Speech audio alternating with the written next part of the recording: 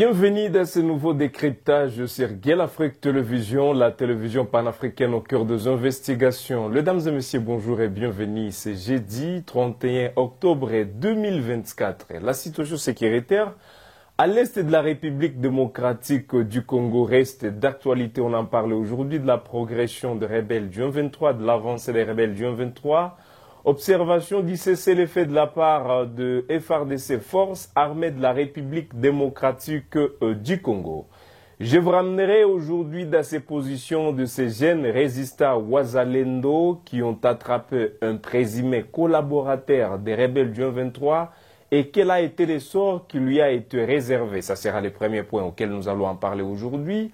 On en parle toujours des infiltrations, on signale toujours qu'il y a des Congolais qui collaborent avec les rebelles du 23, mais on se demande qu'est-ce qui a toujours été les sorts de ceux-là qui ont toujours été arrêtés, de ceux-là qui ont toujours été appréhendés, en train de collaborer avec les rebelles du 23. Des fois, certains, on le parle et c'est faux, et certaines autres personnes, voulais-je dire, des fois, c'est vrai, il y a des preuves, il y a des signaux qui montrent bel et bien que ces derniers collaborent avec les rebelles du M23.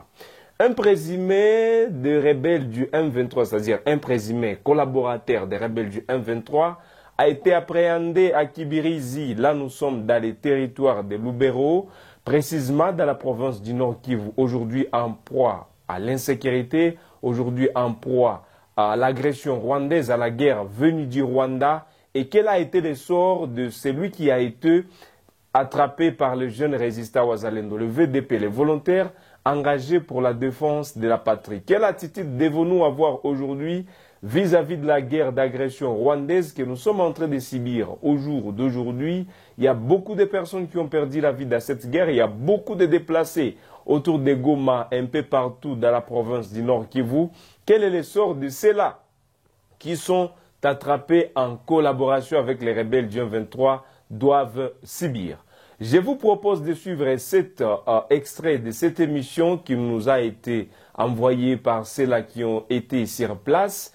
Nos correspondants dans la zone, voire même dans les fins fonds de la province du Nord Kivu, qui nous ont envoyé cette image. Alors je vous propose de la suivre, l'essor qui lui a été réservé par les jeunes résistants Wazalendo, et on se retrouve tout juste après pour d'autres sujets d'actualité.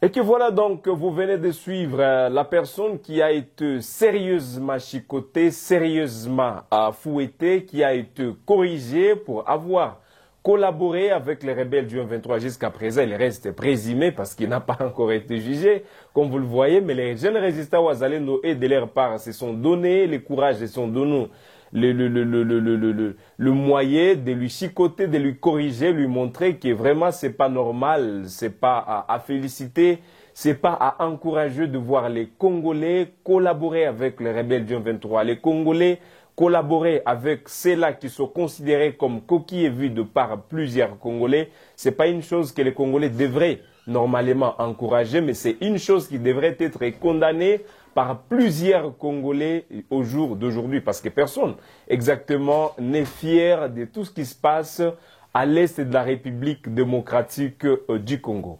Quel est le sort réservé à Nanga? Vous le savez, il a été condamné avec 25 autres personnes, c'est-à-dire le jour également commettra la mère sur Nanga, il va subir la rigueur de la loi.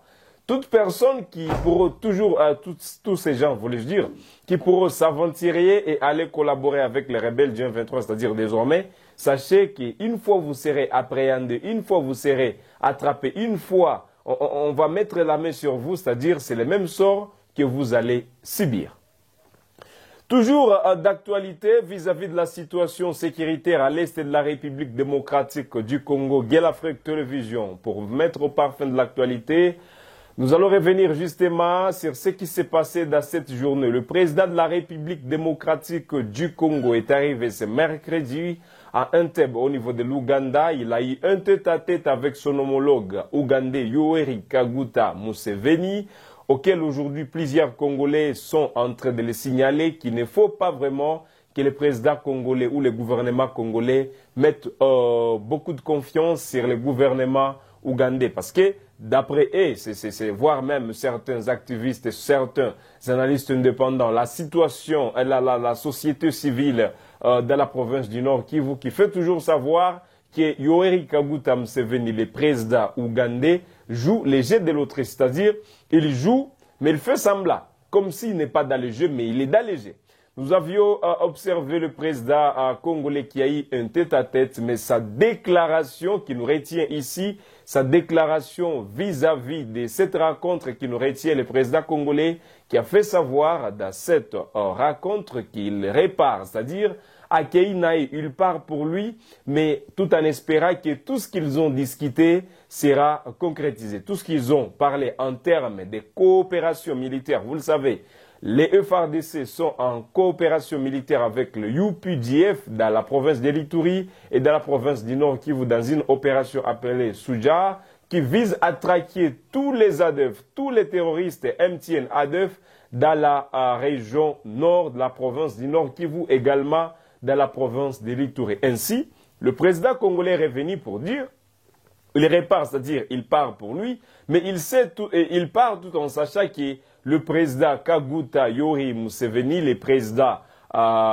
ougandais, va pouvoir concrétiser tout ce qu'ils ont discuté. Alors pour en parler plus, je vous ramène également sur les images. Je vous propose de suivre ces images, toujours en images, image par image, Gueule Afrique Télévision, votre télévision panafricaine au cœur des investigations. Nous avons des personnes un peu partout pour obtenir des images, des informations fiables. Alors je vous ramène sur le propos tenu par le président congolais Félix Antoine Tshisekedi lors de ce tête-à-tête avec son homologue Kaguta Museveni. Je vous propose de suivre et on se retrouve exactement tout juste après pour la dernière information. Suivez sur Gueule Afrique Télévision.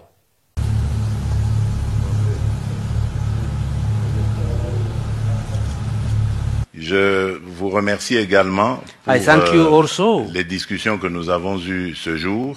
For the good discussions we have held today. Des discussions très enrichissantes et très prometteuses.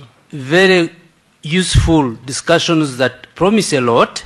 Qui ont tourné essentiellement autour du processus de paix, cette paix que nous voulons pour notre turn around the issue of peace, peace which we all like to have. Cette paix que nous voulons pour notre région. Je repars avec l'espoir que ce que nous nous sommes dit va se concrétiser et je compte sur vous, sur votre sagesse pour que tout ce que nous nous sommes dit se réalise. We have said, what we have talked amongst ourselves shall be done.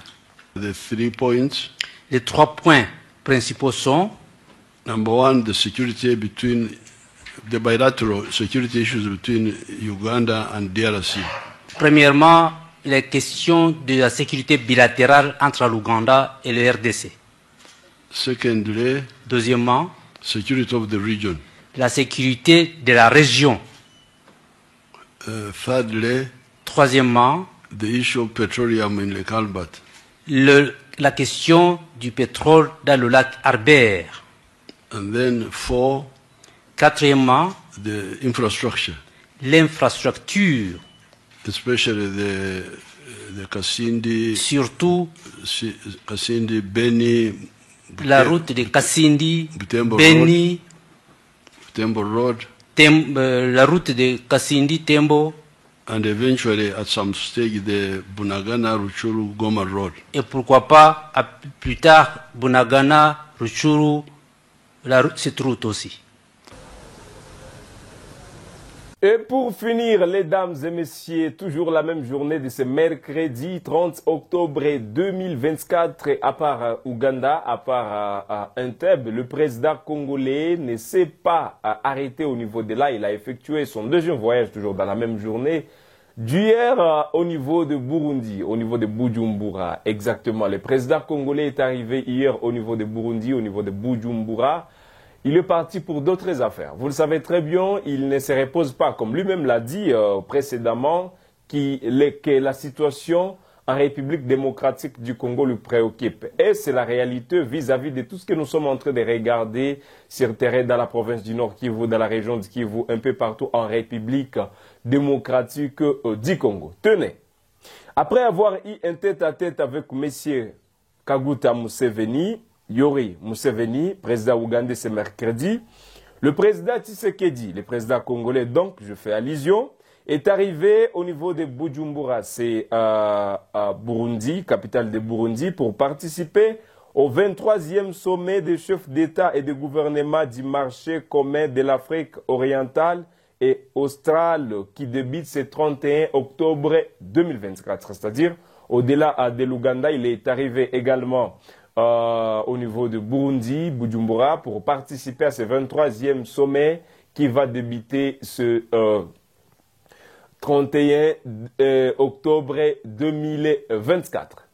Les informations à continuer sur Gueule Afrique Télévision, mesdames et messieurs, c'est de notre travail de vous mettre au parfum de l'actualité. Alors, avant de vouloir bien se dire au revoir pour ce flash d'informations, je vous propose de suivre également à l'extrait l'arrivée du président congolais Félix-Antoine Tshisekedi au niveau du Burundi, au niveau de Bujumbura, qu'il a été accueilli chaleureusement, lui et sa délégation. Plusieurs ministres ont été visibles dans cette délégation. Je vous propose alors de suivre également à cette troisième position le président congolais qui est arrivé ce même 30 octobre 2024 au niveau de Burundi pour participer à ce 23e sommet qui va débuter ce 31 octobre 2024. Suivez et on se retrouve tout juste après. Arrivé à Bujumbura, capitale économique du Burundi, ce mercredi en fin d'après-midi, le président Félix-Antoine Tshisekedi Tshilombo vient participer au 23e sommet des chefs d'État et des gouvernements du marché commun de l'Afrique orientale et australe, connaissant un sigle, qui s'ouvre ce jeudi 31 octobre. Le président burundais Evariste Ndayishimiye est venu accueillir personnellement son homologue de la RDC sur les tarmacs de l'aéroport international Melchior Ndadaye. Ce 23e sommet du COMESA rassemble 21 chefs d'État et de gouvernement présents pour discuter des stratégies visant à améliorer le commerce, la coopération et l'intégration régionale. Les thèmes retenus pour ces assises: accélérons l'intégration régionale par le développement des chaînes de valeur régionales dans les domaines de l'agriculture résiliente au climat, de l'exploitation minière et du tourisme. Le COMESA est une communauté économique régionale composée de 21 États membres. Il a été formé en décembre 1994 en remplacement d'une zone d'échange préférentielle qui existait depuis 1981. C'est la fin de ce flash d'infos, de ce décryptage sur Gueule Afrique Télévision, la télévision panafricaine au cœur des investigations. Nous ne sommes pas qu'en RDC, nous sommes un peu partout en Afrique. Nous parlons de tout en Afrique. Tout le pays africain nous concerne, toute la situation africaine sur les continents africains nous concerne. Mesdames et messieurs, c'était donc les informations à la une aujourd'hui dans la sous-région, dans la région des Grands Lacs, dans le pays de la région des Grands Lacs, qu'on avait l'opportunité et aujourd'hui à vous partager, auquel nous vous disons merci à vous toutes, à vous tous, les téléspectateurs et téléspectatrices de notre chaîne qui nous ont suivis à ce jour. Pour certains, c'est la première fois de nous suivre. Nous vous appelons à vous abonner, à partager la vidéo, à commenter ce que vous pensez vis-à-vis de ces 3 actualités au menu aujourd'hui que nous vous avons partagées. Nous vous disons merci et on s'est fixé un nouveau rendez-vous sur Gueule Afrique Télévision pour d'autres actualités. J'étais Youssoufou Kibingila à David, journaliste d'investigation. C'est lui qui vous a partagé toutes ces informations. Partagez, commentez ce que vous pensez vis-à-vis également de la situation sécuritaire à l'est de la République démocratique du Congo. Et on se retrouve dans un autre numéro, tout juste après, pour d'autres actualités. Prenez bien soin de vous.